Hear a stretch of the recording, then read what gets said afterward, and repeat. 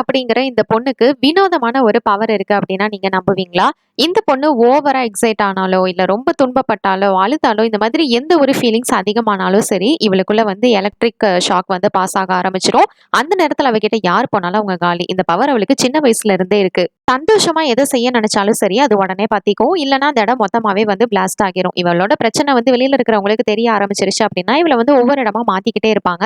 இப்ப நம்ம ஹீரோயின் பெரிய ஆளா வளர்ந்துட்டாங்க. இந்த ஸ்கூல்ல படிக்கிறதுலயே ரொம்ப அழகான ஒரு பையன தான் இவங்களும் விரும்புறாங்க. ஆனா அந்த பையன் வேற ஒரு பொண்ண தான் விரும்புறான். இப்ப நம்ம ஹீரோயினோட பவர் வந்து அவனுக்கு தெரிய வருது. சரி நீ என் கூட காம்படிஷன்ல வந்து கலந்துக்கிறியா அப்படின்னு சொல்லிட்டு இவன் கேட்கறான். அதை கேட்டதுமே அவங்க ஸ்டன் ஆகி நிக்கிறாங்க. ஏன்னா நமக்கு பிடிச்ச பையன் நம்ம கிட்ட வந்து பேசினா எப்படி இருக்கும்? அந்த சந்தோஷத்துல சரி ஓகே அப்படின்னு வந்து சொல்லிடுறாங்க. அதுக்கப்புறமா காம்படிஷன்ல கலந்துக்கும் போது தான் தெரியுது.